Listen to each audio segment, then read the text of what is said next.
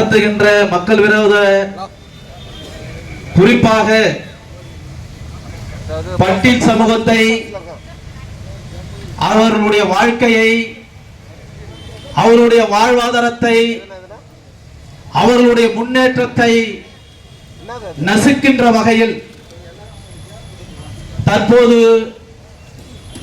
செயல்பட்டுக் கொண்டிருப்பதை கண்டித்து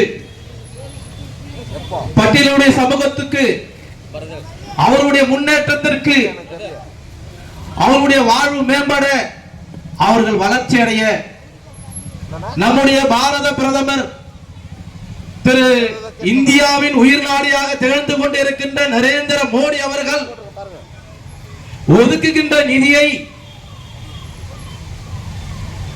திருட்டுத்தனமாக திருடி, அபகரித்து, கொள்ளையடித்து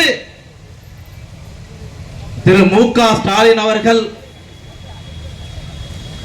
வேறு விதமாக தான் தோண்டித்தனமாக செலவிட்டுக் கொண்டு இருக்கிறார்கள்.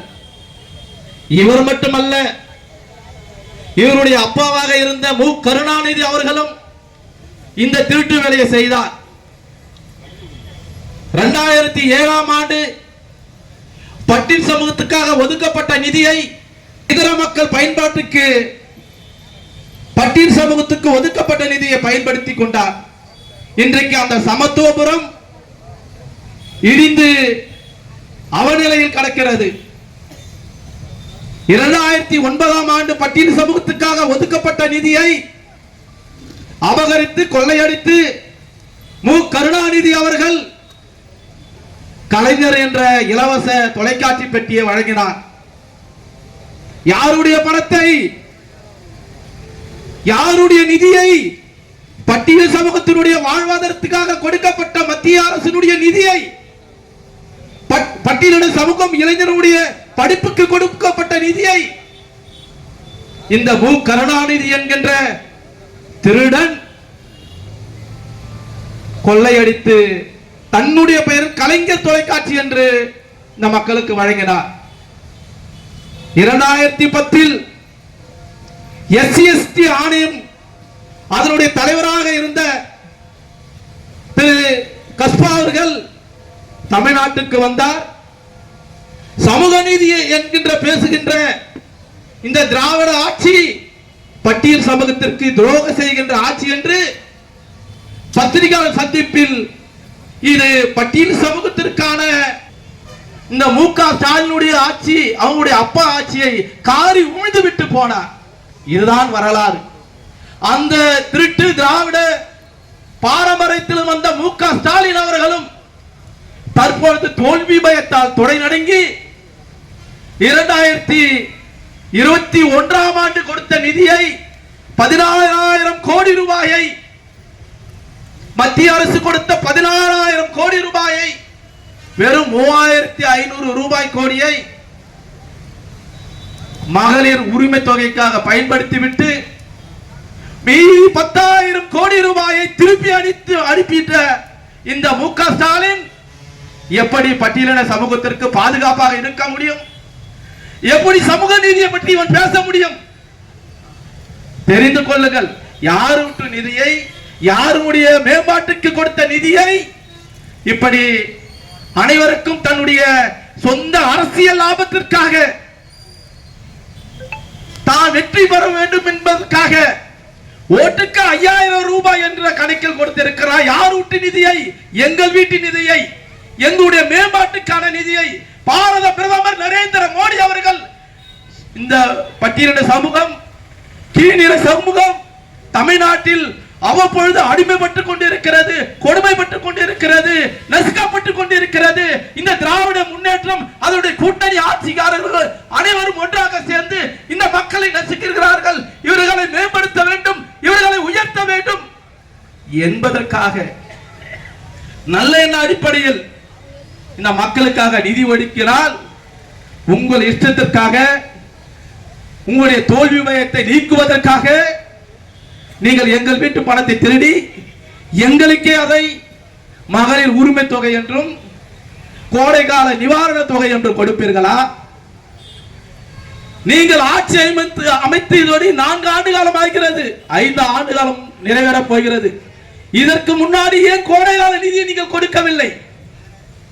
2001 நீங்கள் மகளிர் உரிமை தொகை ஏன் கொடுக்கவில்லை? யாரை ஏமாற்றுகிறீர்கள்? உங்களுடைய ஆட்சி பட்டியலினத்துக்கு சாதகமான ஆட்சியா? உங்களோடு இருக்கிற திருமாவளவன் அவர்கள், விடுதலை சிறுத்தை கட்சியினுடைய திருமாவளவன் அவர்களை நான் இதே கேள்வி கேட்கின்றேன். பட்டியலின சமூகத்திற்கு பாதுகாவலர் என்று தம்பட்டம் அடித்துக் கொள்ளும் நீங்கள் இந்த கேள்விகளை, இந்த நிதியை ஏன் இப்படி செய்கிறீர்கள்?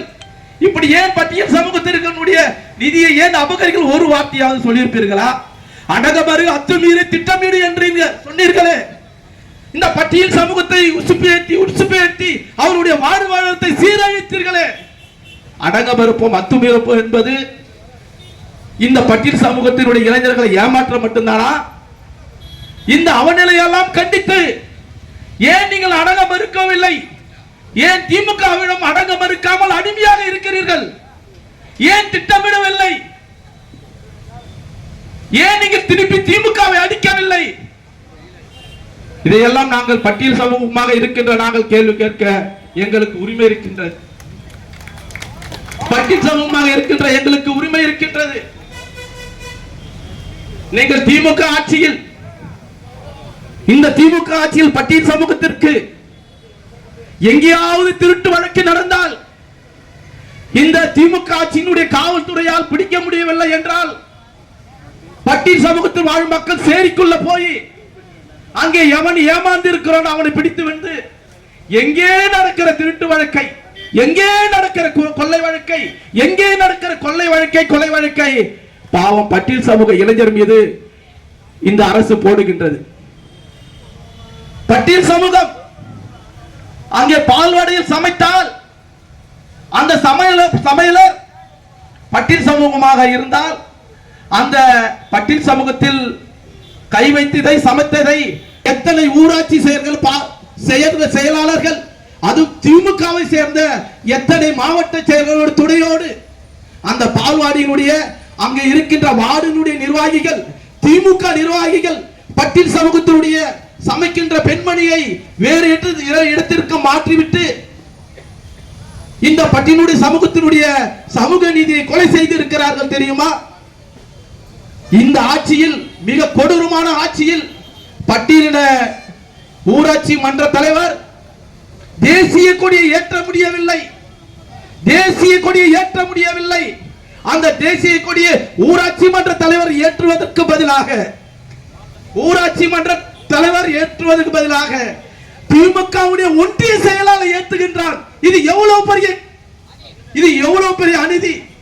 இந்த சுதந்திர இந்தியாவில் ஒரு ஊராட்சி மன்ற தலைவர்கள், ஒரு பட்டியல் சமூக ஊராட்சி மன்ற தலைவர்கள் ஆனாலும் கூட இந்த தேசிய கொடியை ஏற்ற விடாமல் இந்த திமுக, திராவிட திமுக, இந்த பொட்ட திமுக, அந்த திமுக செயலாளர்கள், அந்த திமுக மாவட்ட செயலாளர்கள் அனைவரும் ஒன்று கூடி பட்டியல் சமூகத்தினுடைய ஒரு ஊராட்சி மன்ற தலைவருடைய அந்த உரிமையை கூட பறிக்கிறார்கள். இது உங்களுக்கு தெரியுமா? இது உங்களுக்கு தெரியுமா? ஆனால் கேட்டால் திமுக ஆட்சி சமூக நீதி ஆட்சியா? பாரத பிரதமர் அவர்கள்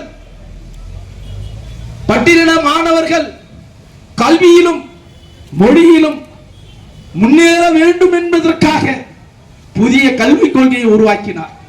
அந்த புதிய கல்விக் கொள்கையில் நீங்கள் ஆங்கிலம் கற்றுக்கொள்ளலாம், தாய்மொழியை கற்றுக்கொள்ளலாம், கூடுதலாக ஒரு மொழியை கற்றுக்கொள்ளுங்கள். நீங்கள் உலகத்தில் எங்க போனாலும் ஏழை எளிய மக்கள், மாணவர்கள் நல்ல வளர்ச்சியை ஏற்படுத்திக் கொள்வார்கள் என்ற நல்ல எண்ணத்தோடு மொழி அறிவை உண்டாக்குற வகையில் மும்மொழி கல்விக் கொள்கையை உருவாக்கினார்.